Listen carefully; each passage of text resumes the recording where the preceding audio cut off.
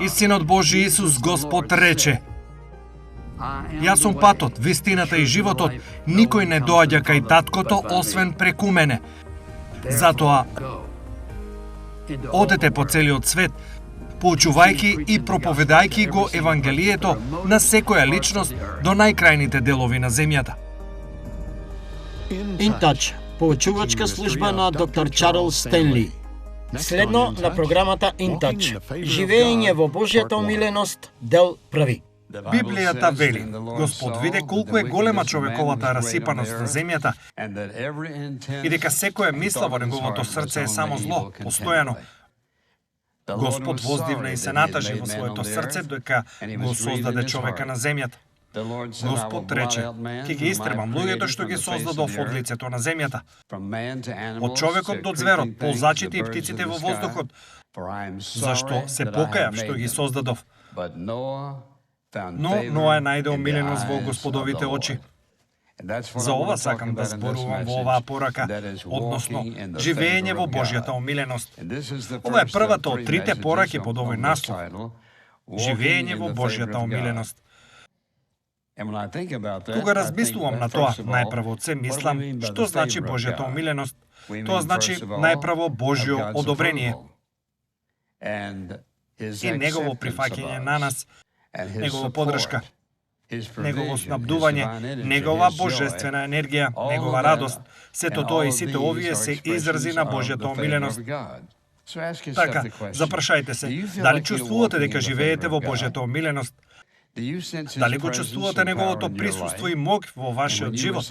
Кога вие сте биле спасени, Светиот Дух дошол во вашиот живот за да ве запечати како Божјо дете. И за време на ова, сигурен сум дека тој има намера сите ние да ја почувствуваме неговата омиленост, да ја почувствуваме неговата благодат, да ја искусиме неговата омиленост и да знаеме дека Божјата љубов се излила врз нас за да не спаси од гревот. Тогаш едноставно ќе ве прашам, кој е еден од доказите за омиленоста на Бог во вашиот живот? Првиот знак едноставно е ова, дека вие го слушате Него. Дека го слушате Бог, дека сте научиле како да го слушате Бог. Додека не научите како да го слушате Бог во вашиот живот, никогаш нема да ја имате неговата омиленост, бидејќи ќе живеете надвор од неговата волја, оправдувајќи го она што сте го сториле, велејќи дека се е во ред и дека сте христијанин, но потребно е повеќе отколку тоа. Така, кога размислувам за тоа, учејќи да живеете во неговата омиленост, овие стихови се многу важни. Свртете на Псалм 32, стих 8 и 9. Псалм 32, стих 8 и 9. Слушнете што вели тој. Јас ќе те поучам и ќе те учам, ќе ти го покажам патот по кој треба да одиш. Значи, јас треба да слушам. Јас ќе се советувам со тебе. Моето око ќе бдее над тебе, но бидете како коњ или мазга без разум, чија дивина ја скротуваш со оглавник и узда, инаку не би се приближеле до тебе. Значи, ако сакаме да бидеме слушатели, слушајте. Јас ќе те поучам и ќе те научам. Ќе ти го покажам патот по кој треба да одиш. Со цел да ја познавам Божјата волја и начинот на Бог, првата лекција е: морам да научам како да го слушам. Како да го слушам Бог? Дали сте помислеле на тоа во вашиот живот? Дали го слушате? Кога ќе се спуштите да се молите? Дали одвојувате време да слушате или цело време вие зборувате? Затоа дошол Светиот Дух во вашиот живот, во моментот кога сме спасени, за да не биде внатрешен водич и да не посочува. Тој е оној кој не упатува во правилната насока. Тој е оној кој ни дава свесност за она што се случува. Тој е оној кој се појавува на другата страна од прашањето, кое јас и ти не би можеле да го одговориме без неговите добри совети. Така, да научиме да го слушаме Бог е основната лекција за да стане побожна личност. Со моето око над тебе, увереноста дека сме под негова грижа и во негово присуство. Ако не сум фокусиран на него, нема да го слушам. Затоа поставе си го ова прашање: во кој било ден колку време поминувате бивајќи тивки и само слушајќи го Бог? Велете: па сега, знаеш знаете дека морам да станам и да одам на работа. Па станете неколку минути порано. Со други зборови, подобро би било да станете неколку минути порано или лежете уште неколку минути да бидете тивки едноставно да се молите. Боже, не знам што носи овој ден, затоа што не знаете, јас не знам се што ќе се случи, не знаете, не знам кого ќе сретнам, не знаете, не знам што се ќе ми треба, не знаете. Можам да поставам 100 прашања, а вие не го знаете одговорот на ниту едно од нив. Затоа ние треба да го започнеме денот слушајќи го Бог. И некој ќе каже, па не знам точно како да го направам тоа. Само продолжете да ја слушате оваа порака, ќе откриете, бидејќи ова е една од основните лекции на христијанскиот живот. Апсолутно е нешто кое треба постојано да се потсетуваме. Како да го слушам овој Бог, на кого му се поклонувам, за кого пеам, му се молам, давам, како да го слушам? За да го слушнете Бог, ние мора да научиме како да го препознаеме неговиот глас. Така, да ве прашам, не подигајте рефлексно рака, помислете за ова трезвено и сериозно. Ако треба да му го одговорите ова на Бог, дали знаете како да го слушате Бог? Дали знаете дали сте свесни кога Бог се обидува да ви зборува? Дали знаете во вашето срце кога ќе рече, па мојата совест го рече ова или мојата совест го рече тоа? Дали помислувате на фактот дека Светиот Дух ви зборува вам? Тој се обидува да ви каже нешто, понекогаш нема да има никаква смисла воопшто, но тоа не е работата. Резултатот е дека тој е се знаечки, се присутен и се мукен. Тој знае точно што ни треба, кога ни треба тоа и на кој начин ни треба. И тој знае како да ни го каже тоа на начин на кој ќе го разбереме тоа. Така, со цел да го слушаме Бог, мора да научиме како. Прво, Божиот глас ќе биде во согласност со Писмото. Едно нешто кое што секогаш морате да го запаметите, Бог нема да ви каже нешто кое што го нарушува Божиото Слово. Никогаш. Можеби нема да го сватам тоа, но тој никогаш нема да побара од нас да го нарушиме Божиото Слово. Така, тој ќе биде во согласност со Писмото. Второ, често тоа ќе биде во конфликт со човечката логика. Некој ќе рече, па, ова е логичното нешто што треба да се стори. Ако ти си покорен на Бог, нема секогаш да биде логичното нешто. Ако го слушате Бог, понекогаш тоа нема да биде логичното нешто што треба да се стори, бидејќи тој го знае минатото, сегашноста, иднината. Тој ги знае вашите способности, таленти, вештини и тој ја знае неговата волја за вашиот живот. Трето нешто. Тоа ќе се судри со телесните желби, грешни желби кои се појавуваат во човечкиот живот. Сите мораме да бидеме осетливи на тоа и да го слушаме Бог. Она што ќе го слушнете ќе се судри со тоа. Ќе има конфликт, ќе почувствувате конфликт. Ова се случува кога сте искушувани во некоја одредена област во животот. Ќе го чувствувате овој конфликт натре во вас. Тоа е духот против телото, обидувајќи се да ве насочи кон она што треба да го сторите. Често тоа ќе ја предизвика вашата вера кога го слушате. Ќе го слушате она што Бог се обидува да ви го каже. Ќе ја предизвика вашата вера за да го сторите она што веројатно не мислите дека можете да го сторите. Понекогаш потребна е храброст во вашиот живот. Односно, Боже, дали сигурно сакаш да го сторам ова? Да, бидејќи слушнете, кога Бог дава наредба, тој исто ја придружува таа наредба со неговата моќ, сила, енергија, знаење, со цел да ви помогне да можете да го сторите она за кое што тој ве повикал. Така, кога некој рече, па знам дека Бог ме повикува да го сторам тоа и тоа, но мислам дека не можам. Сетете се, Бог не ве повикал без да ви го даде она што ви е потребно за да ви помогне да можете да го сторите. Тој зборува тивко. Секогаш кога некој рече, па никогаш не сум слушнал како Бог зборува, па дали очекувате тој да вика гласно? Тој нема да вика, бидејќи тој го има Светиот Дух кој живее во вас и Божиот Дух, Светиот Дух, Бог Таткото, Бог Синот, сите три личности од тројството. Тие тивко ни шепотат. Ова е мојата волја, тоа е патот, оди по него. Уште едно нешто. Тој зборува многу јасно. Не можам да се сетам кога Бог рекол, разбери го само ова. Тој секогаш зборува јасно. Некој ќе рече, па Бог никогаш ми нема прозборено мене. Да, тој ти зборува. Можеби ти не слушаш. Може да бидеш шок тоа што тој ти зборува на тебе. Тој можеби ти зборувал на начин на кој не си го очекувал, не си го предвидел. Но да кажете дека сте спасени преку Божјата благодат и Бог не ви зборувал, секако дека ви зборувал, тоа е причината поради која сте спасени. Тој ве просведочил за вашиот грев, некој проповедал или некаде сте прочитале нешто и сте почувствувале просведочени за гревот. Тоа бил Божјиот дух, зборувајќи му на вашето срце. Тој ви рекол дека морате да бидете спасени. Тоа бил Божјиот дух. Сте му го предале својот живот на Христа. Тоа е Божјиот дух.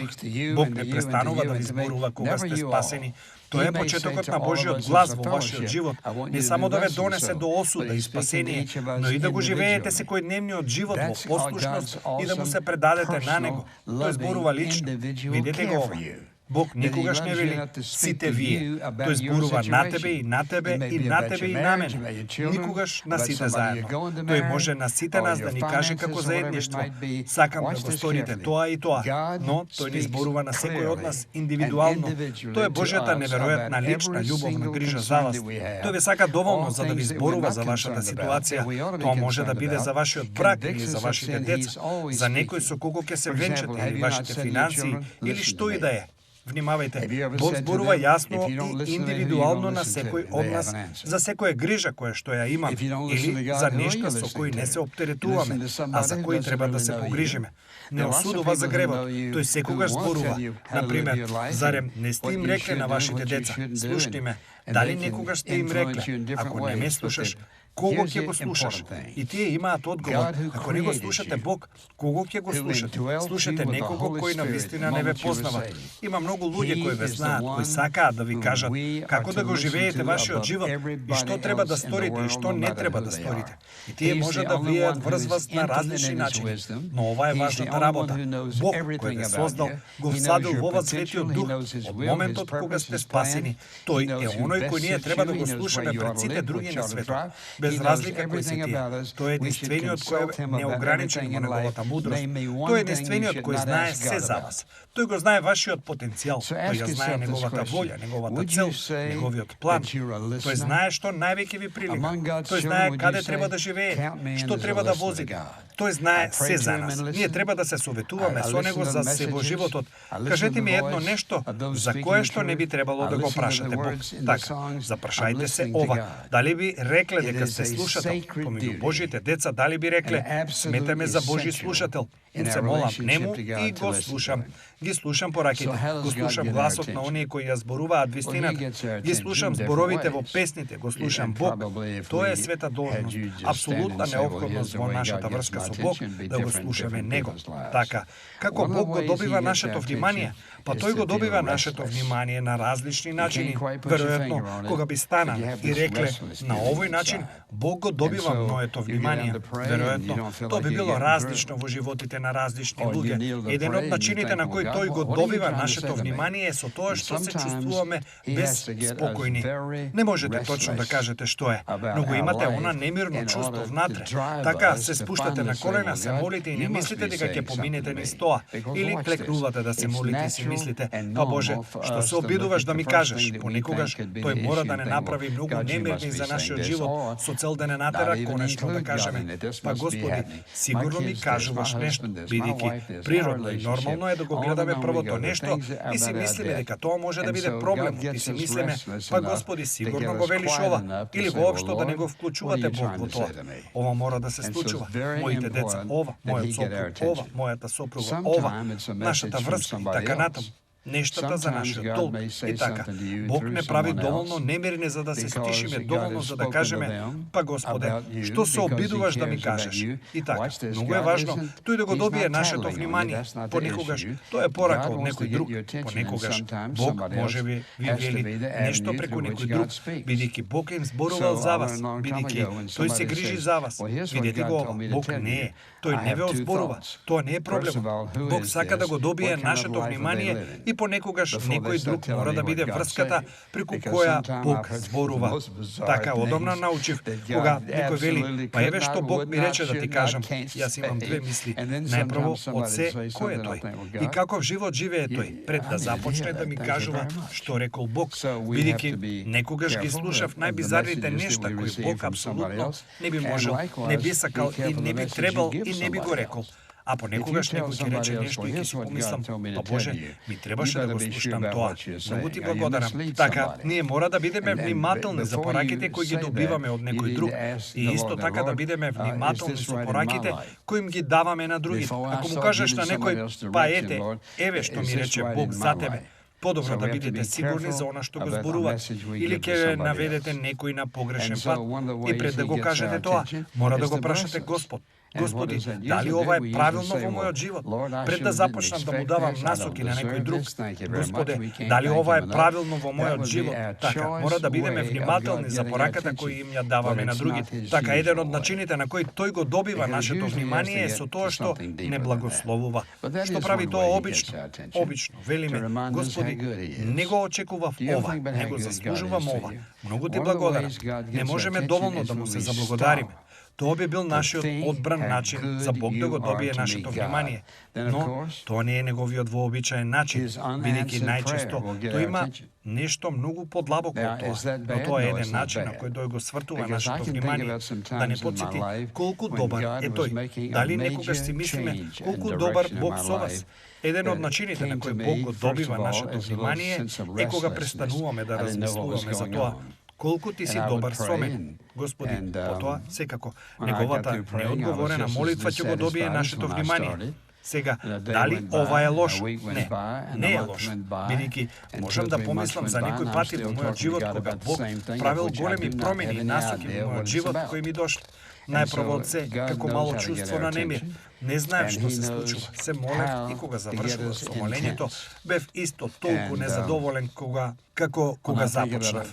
Помина еден ден, една недела, еден месец, па 2 или 3 месеци и се уште му зборував на Бог за истото нешто за кое што немав поим што се случува. Така, Бог знае како да го добие нашето внимание и тој знае како да бидеме интензивни.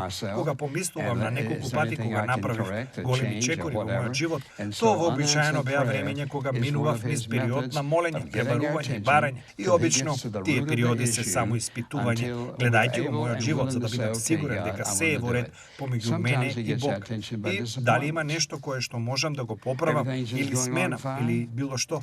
Така, неодговорената молитва е еден од неговите методи да го добие нашето внимание, додека тој не стигне до коренот на проблемот, додека ние не сме во можност да кажеме во ред, Господе, јас ќе го сторам тоа. Понекогаш тој го добива нашето внимание преку разочарување. Се оди добро и имаме големо разочарување во животот. И така си мислиме, па што сторив? Како можев да го избегнам вакво разочарување? Понекогаш тоа е начинот на кој Бог го добива нашето внимание. Така, кога сме разочарани, што правиме? Се повлекуваме и велиме, во ред, Господе, што се обидуваш да ми кажеш? Понатаму, некогаш овде е и неуспехот. Неуспехот го добива нашето внимание. Сите неуспеси не се лоши. Ако неуспехот во било која област во нашиот живот го добива вашето внимание, клекнете на колена пред Бог. Откако тоа ќе се случи, тоа не е лошо, бидејќи неуспехот што направил не приближил до Бог.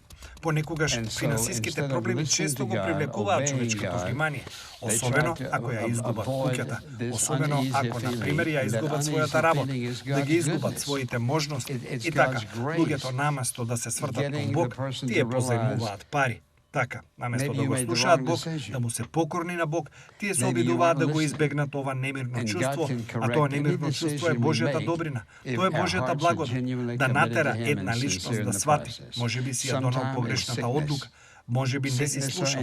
И Бог може да ја поправи секоја одлука која ја правиме ако нашите срца се искрено посветени нему и се искрени во процесот.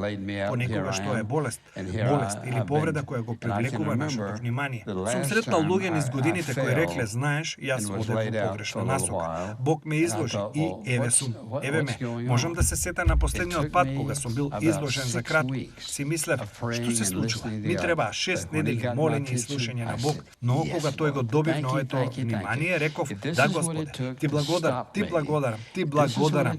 Ако ова беше потребно за да ме запреш, го стори ова што го привлече моето внимание. Сакам да ти кажам, ти благодарам. Така, понекогаш што е она што тој го користи. Така, да живееме во Божјата умиреност, што и да е потребно, вреди. Кога писмото вели дека среде целиот грев и езопаченост на светот, но е нашол умиреност во очите на Бог. Видете што Бог сторил со него, кога Бог нашол умиреност во него. Така, запрашајте се ова: дали јас живеам во Божјата умиреност во мојот живот? Бидете искрени. Дали живеам во согласно со мојот правец на она што јас го сакам? Дали живеам во неговата умиленост? Дали тоа е сведоштво на духот, на мојот дух, дека јас и Бог сме на иста патека? Ние сме во истото. Ги сакаме истите нешта. Јас ги сакам истите работи во мојот живот. Јас ги сакам истите цели во мојот живот, како што Бог сака. Дали одам во неговиот дух? Со неговиот дух. Дали ги сакам истите нешта кои Бог ги сака за мојот живот? Дали моите желби се и Божји желби? Запрашајте се, дали е ова она што Бог го сака? Понекогаш Бог ќе сака повеќе за вас отколку што сакате вие самите. Понекогаш тој ќе сака нешто подобро за вас. Ќе речете: не го заслужувам тоа. Тоа не е она што Бог го вели. Понекогаш ќе помислите: па не би можел некогаш да го заслужам. Тоа може да е токму она што Бог го сака. Внимавајте, Бог не е господар на давање задачи. Тој е прекрасен, неверојатен, возлюбен, небесен татко, кој го сака најдоброто за нас во секоја област во животот. Тој сака да сториме што? Тој сака ние да живееме во неговата умиленост. Но да живееме во неговата умиленост, мора да научам да го слушам. Тоа е првиот чекор. Што значи тоа? Тоа значи дека сакам да живеам со неговото одобрение. Сакам да живеам со неговото прифаќање, неговата поддршка, неговото снабдување, неговата божествена енергија и неговата радост. Учењето да го слушаме Бог е лекција број 1. Амин. Татко, ти благодариме што не сакаш, ти благодариме што не подсетуваш дека како што сакаме да ги учиме нашите деца уште рано во животот да не слушаат. Кога сме спасени, првата лекција е да те слушаме тебе. Се молам за луѓето кои седат овде утрово и кои не слушаат. Тие сами си донесуваат одлики. Се молам ти да им донесеш големо просведочување над нив, кој ќе биде дело на љубов од твоја страна, за да ги стопираш, да не одат по нивните патишта ова утро, од таа врска што не треба да биде. Прекори ги тие што не треба да прават, да одат таму, да живеат таму, да го прават ова, да го прават тоа, без да те молат за твојата насока и водство. Се молам да ги спречиш од нивните патишта, за да ги потсетиш дека ти си спремен да им дадеш јасна насока. И со тоа насока доаѓа и твојот благослов. Се молам Светиот Дух да зборува на некој овде денес кој никогаш не му поверувал на Исус како свој спасител. Тие живееле своеглаво, мислејќи дека им оди добро, но Господе, тие не знаат што доаѓа. Се молам да сакаат да застанат токму сега, да се молат да им простиш за нивниот грев, да се покајат за нивниот грев, таму каде што седат. Господе, да бидат спремни да се искрени со себе си и да признаат дека ти се обидуваш да им зборуваш долго време, а тие те игнорираат. Но денес тие слушаат, тие го предаваат својот живот на тебе. Се молам, Божјиот Дух да биде тежок. Тежок, Господе, насече срце кое живее во грев, живее во непослушност, планира да греши, планира да ти биде непослушен. Направи ги толку тешки, Боже, што ќе мора да се покајат овде и сега, седејќи толку каде што се, со цел да бидат исправни пред Тебе, пред да излезат од службата денес. Ти благодарам на Твојата неверојатна љубов за нас, Господе Боже, ние Ти се предаваме на Тебе денес и Те славиме за Твојата прошка, Твојата љубов и Твојата добрина кон нас. Во името на Исус. Амин. Ако сте биле благословени од денешната програма, ве молам посетете не на веб страната intouch.org.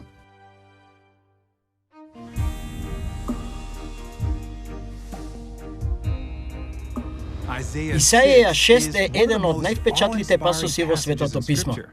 Тој не само што ни дава редок увид во небесниот трон, туку открива и длабока вистина за карактерот на Бог.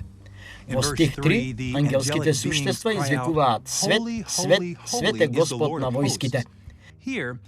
Тука хебрејскиот збор за свет, гадош, кахдош, се повторува 3 пати за да се опише семокниот. Во своето најосновно разбирање, овој збор значи одвоен свет, различен или одделен. Но ова не е за физичко растојание, како Бог да живее на далечно место, туку за морална и духовна разлика. Тоа значи дека Бог е целосно друг од целото создание, апсолутно чист, совршен и единствен. Тројното повторување на свет е значајно. Во хебрејското пишување, повторувањето на еден збор 2 пати додава акцент, но повторувањето 3 пати го изразува суперлативот, како да можеме да кажеме дека нешто е најдобро од најдоброто.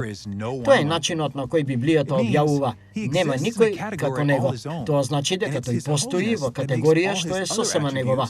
И токму неговата светост ги прави сите негови други атрибути. Неговата љубов, правда, милост, моќ, совршени, неоскварнети и славни. Како што напиша Џонатан Едвардс, вистинската љубов кон Бога започнува со уживање во неговата светост, не во кој било друг атрибут, зашто ни еден друг атрибут не е навистина прекрасен без тоа. Но визијата на Исаија не е само за восхит, таа е наменета да не трансформира. Петар пишува, но како светиот кој ве повика, бидете и вие свети во сето ваше однесување, зашто е напишано, ќе бидете свети, зашто јас сум свет. Божјата светост не треба само да се обожава, туку треба да се огледува. Светоста не е совршенство, тоа е посветување. Посветувањето значи намерно одвојување за Божите цели, усогласување на нашите срца, навики и надежи со неговата светост. Ти можеш да живееш свет живот. Тоа не значи безгрешен, но тоа значи твојот став. Тоа значи твојот однос.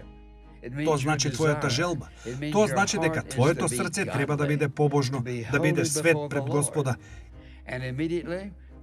И веднаш кога нешто ќе ни се случи што не одговара на светоста што Бог намерил да ја живееме, ако имаме намера да живееме свет живот, брзо сме убедени да го признаеме тоа и се каеме за тоа веднаш. Внимавајте, тој се погрижи за нашите гревови, нашите грешки, нашите слабости и нашата човечност на крстот. Но светоста треба да биде нашата цел во животот, да живееме свет живот. In touch, водејќи ги луѓето низ светот во поголемо заедништво со Исус Христос и зајакнувајќи ја локалната црква. Оваа програма е спонзорирана преку службата In Touch и е овозможена преку Божјата благодат и вашите верни молитви и дарови.